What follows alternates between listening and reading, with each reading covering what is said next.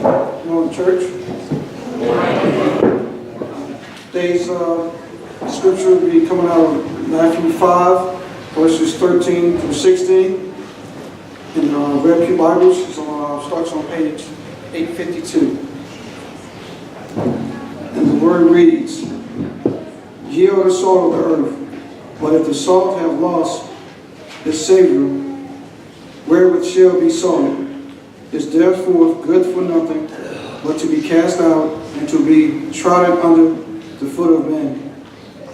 Ye are the light of the world. A city that is set on the hill cannot be hid. Neither do men light a candle and put it under a bushel, but on the candlestick, and is given life unto all that are in the house. Let your light so shine before men, that they may see your good works and glorify your Father which is in heaven." Thank you, Arturo.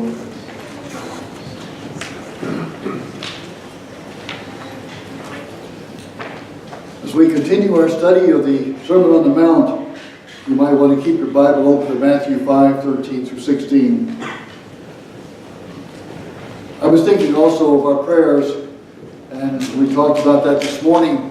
One of the things that you need to remember and keep high on your prayer list, of course, is a search for the minister who will be, Lord willing, moving here soon, and after he is picked, of course. And we'll leave it at that, okay?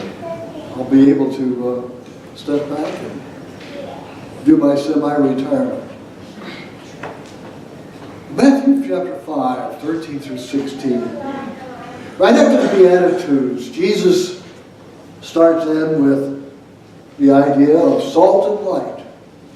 He shares the images, for instance, of what they are, salt and light. Salt's very, very expensive. Matter of fact, sometimes it has been used as money in exchange for other items. The light sort of just always blends itself to understanding. The light bulbs we have, the realization also that in the Old Testament, especially when it was talking about Jesus, New Testament, with Jesus referring to when the man came and banged on the door asking for something, and he said the door is shut, and so forth. But the other thing about that is that within that house there had been a candle lit, that there would be a light all night for them. So we get all these ideas about light and so forth. We first, though, are going to talk about the salt. And when you think about salt, and how do you define it? And especially as Jesus is using it here. And you remember sometimes you hear someone referred to as the salt of the earth. He or she is the salt of the earth. And if you look that phrase up, you'll find that it talks about a decent person, a person who cares and shares things with his or her friends and neighbors. But is that really what Jesus is talking about? And so we're going to look at that as we go into this morning. Whenever I think of salt and light also, there's two things that become very, very important. And the first one is that they need to be different from the things that they're a part of. Light dispels darkness. Salt adds flavor and also preserves. Very few of us like to eat green beans without salt. Now sometimes we want our potatoes salted, and sometimes we may overdo it. But we know that the flavor is enhanced when the salt is added. And of course, if you grew up or knowing about the killing of hogs and so forth, and then they would pack them in salt to preserve the meat. So it's a preservative, and it is that which enhances the flavor. And I think about this with the world and the church, and I come across a question: is there too much world in the church, or is there too little church in the world? Because he's talking about us being the light and the salt. He's talking about us permeating the world and being able to influence. A lot of people have not always thought that. They have thought, for instance, if you're really religious, then you would want to be a very, very sacred person. You want to be a very spiritual person. And you would go off somewhere where you could be alone and meditate and read. You would go off to the monastery, or you would become a monk, or you would choose a life of silence. And that's the way you lived your life. You lived your life in praying and so forth, but you were away from everyone else. That will not influence. For instance, when we think about being Christians, another person asked, are Christians so separate from the world they cannot make any difference in the world?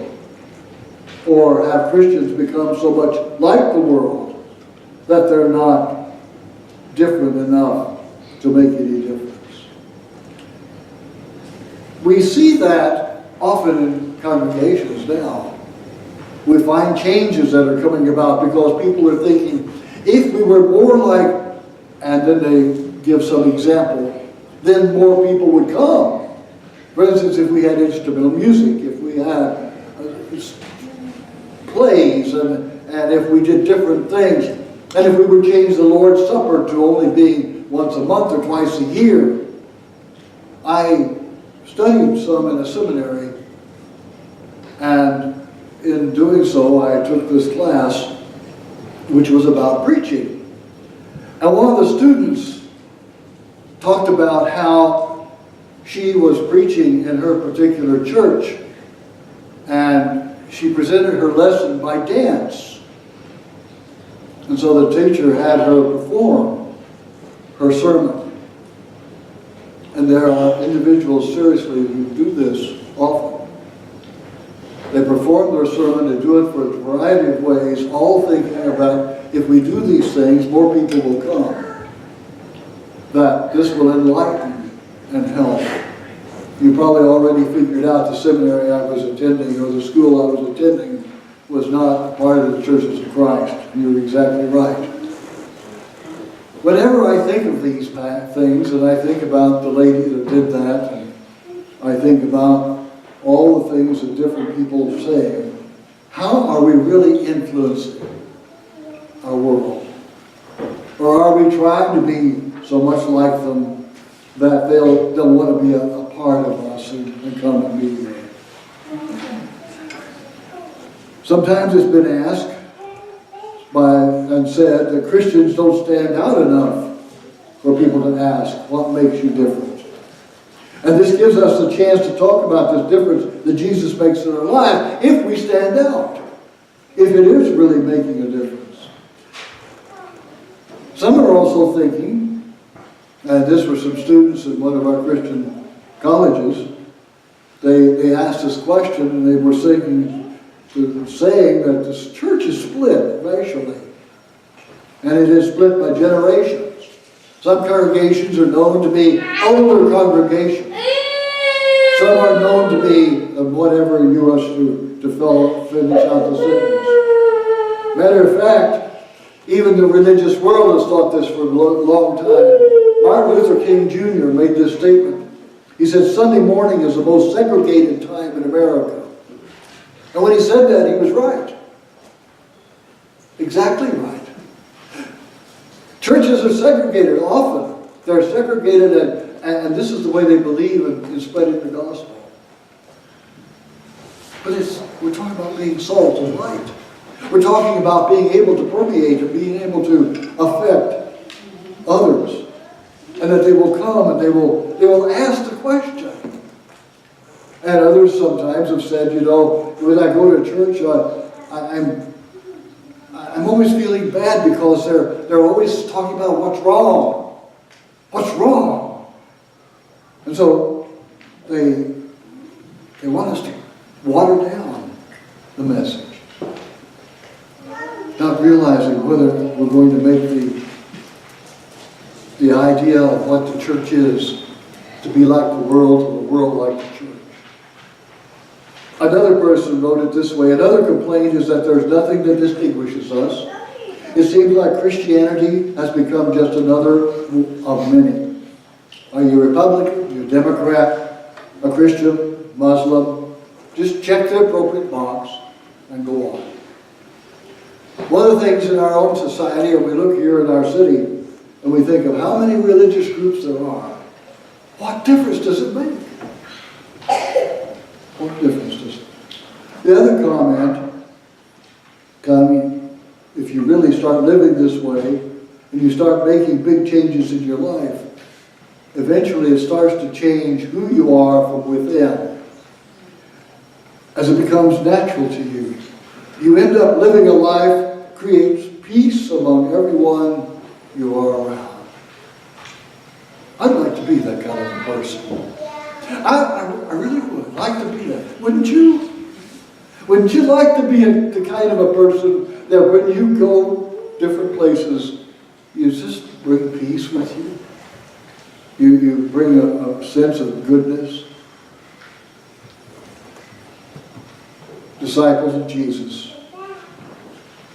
We're to be disciples of Jesus, and not just for ourselves, but for the world that is around us. We pick up the paper and we read about the shootings, the rapes, the robberies, all the different things that are happening. Why? Why are we having so many murders in Baltimore, and they're increasing in Harford County? Why? Why is it that the goodness is not permeating? Why isn't the salt is not permeating? And I'm going to put it this way. It is happening or not happening because we are disciples of Jesus, not just for ourselves, but for the sake of the world. So many people have really thought that Sunday morning, that's the time to be religious. That is the time that I show my Christianity. I want to make sure that I take the Lord's Supper. But when we leave, we don't think about it until next Sunday. We go off to work, or we'll go off to school, and we're the same person, almost like everybody else. Why is Jesus with his disciples up on the mountain? Why? Why does he go up there and he sits there and his disciples come to him? And he began by talking about the Beatitudes and how the blessing came to individuals who were certain ways. Not that they were to become that way, they are already there. They're already the poor in spirit. They're already, and you go on down the list, and they are to be the blessed. But what he's done, he is calling his disciples up to that mountain, and they come and they gather themselves, that they're going to go out from there into the world and demonstrate the things that have been said to him. They're going to be the light. They're going to be the salt. These words in the Sermon on the Mount are so familiar. We've read them over and over again. From all of our children's classes and everything else, we keep reading the Beatitudes, the salt and the light, and all the examples that are given. And I wonder sometimes if we just read them and just sort of pass over them. They just don't resonate with us. I want you to think with me now about a candle. When is a candle not a candle? It's always a candle, isn't it? You go into a candle shop, like the Yankee Candle place, and you look up on the shelves, and there are all these candles. And there are boxes and boxes of candles. Some of us have got boxes of candles at home. Or we've got candles in the drawers. And you open the drawer up, and there's a candle, and its wick has never been lit, and so it's white. It's a candle. But the candle, to be really a candle, has to burn, has to give light. So again, looking at salt. When is a salt not salt? It's always salt. It's always salt. But it doesn't do anything unless it permeates the environment, the food around it. Salt can go bad, but still salt. Somebody said, it is strange because in what Jesus is saying, because he says, you are. Not that you're going to become salt, or you're going to become the light. He says, you are salt. You are light. Brother Harris in his book wrote, I really like these images because with salt and light there is this difference between the element and what's around it. But for the element to be effective, it has to penetrate the other realm. The Gulf War has brought us a new word. Well, in a way it's not new, we've had it all the time, but it really showed us what it means to be embedded. The news people all went out with the troops, and they were embedded with the troops. Why? They were out there to report what was happening, and they were there to report what was happening because they were in the middle of it. They were embedded in the troops. And that is what is part of this. First of all, if we are to be different enough in the world to make a difference in the world, again, are we? Now, we hear people going undercover. The police persons go undercover. But they don't go undercover to change the mob or the gang or whoever they're undercover with. They go undercover so that they will be just like them. They'll not be identified as being different. If they were to go in as a police person, they're never going to be undercover because they're always going to be influencing the gang or so forth because of who they are. And that's what we're supposed to be. We're supposed to be the salt or the light. We are to be the person that is influencing and making the changes. Let's go back and read the passage. Matthew chapter 5, verses 13 through 16. You are the salt of the earth. Whether the salt loses its flavor, how shall it be seasoned?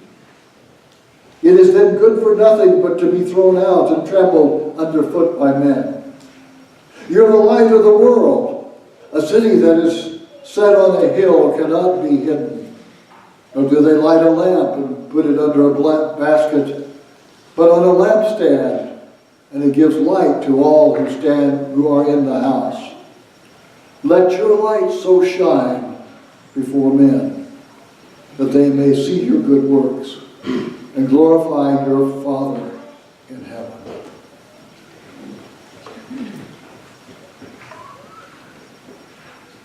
To dispel the dark.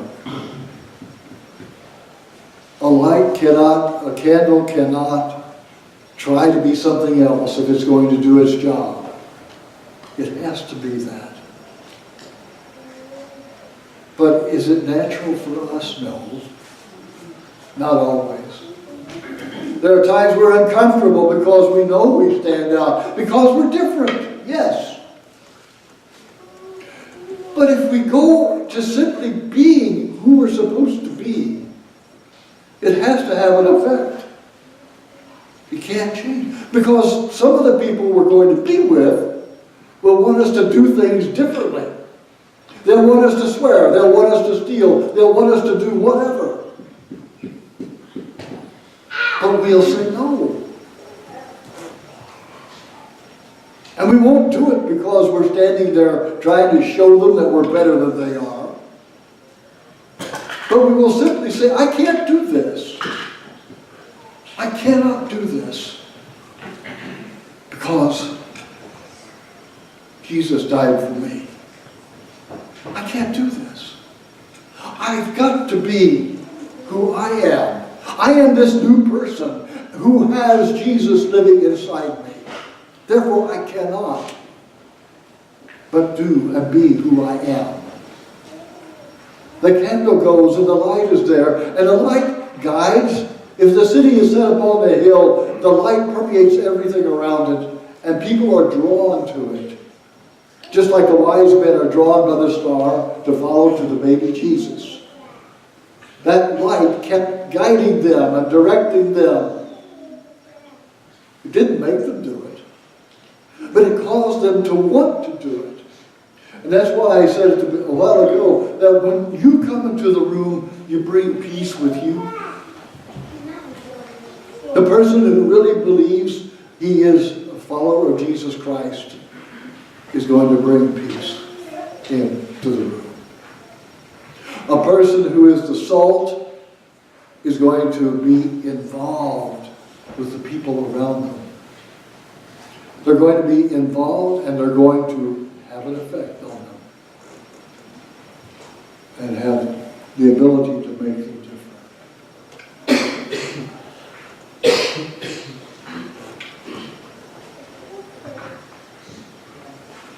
Why do you live the way you do?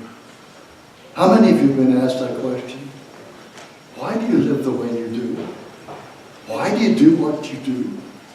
Why do you, for instance, if you worked in the plant and you had your lunchbox, what would you do, or what would they say to you when you gave a little prayer before you ate your food?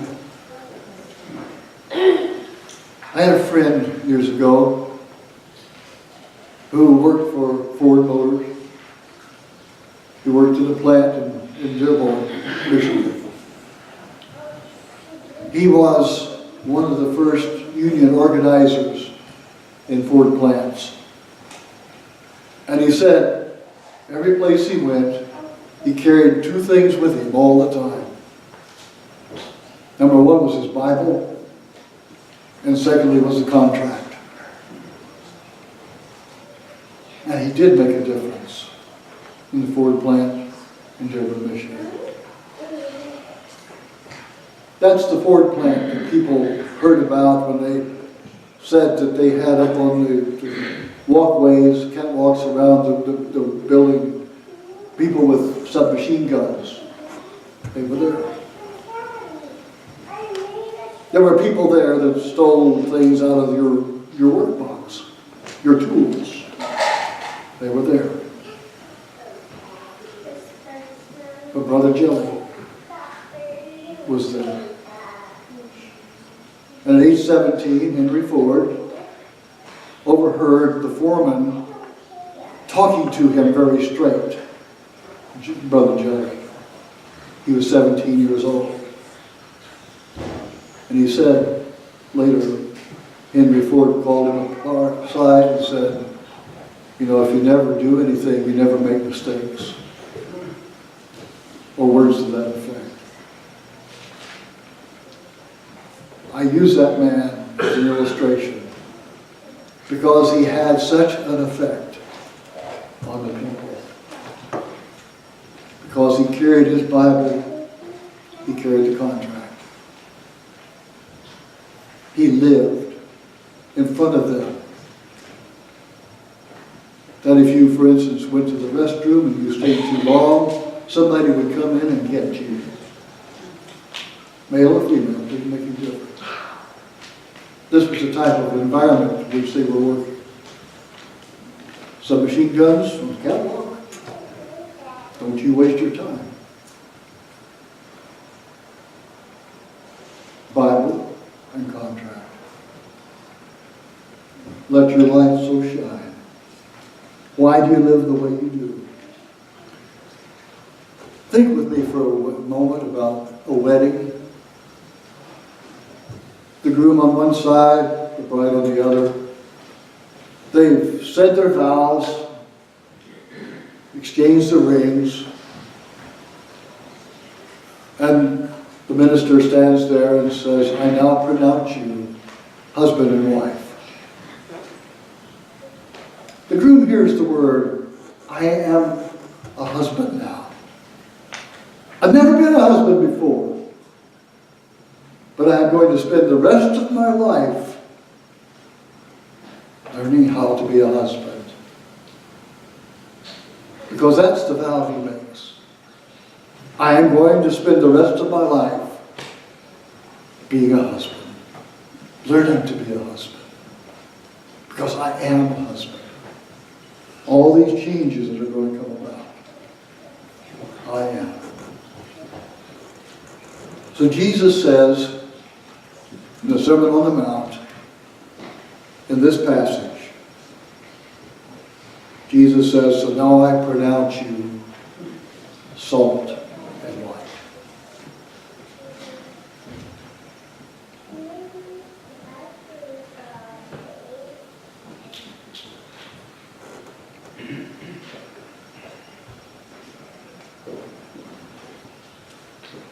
We're going to sing a song of invitation. And as we sing this song, you have a decision to make. Are you going to be the salt and light that you have been pronounced to be by Jesus? Are you going to live the life wherever you are that will permeate the whole area? For Jesus says, I pronounce you salt and light. Buried in Christ, you're a salt and light. If you're not buried in Christ, why not? You believe in it, repent. Come this morning and confess that Jesus the Christ. Be buried with Him and come forth as salt and light. If you've not been permeating and you know why and you know that you need to ask for forgiveness, then do that. Because Jesus says, I now pronounce you salt and light. Come now as we stand and sing.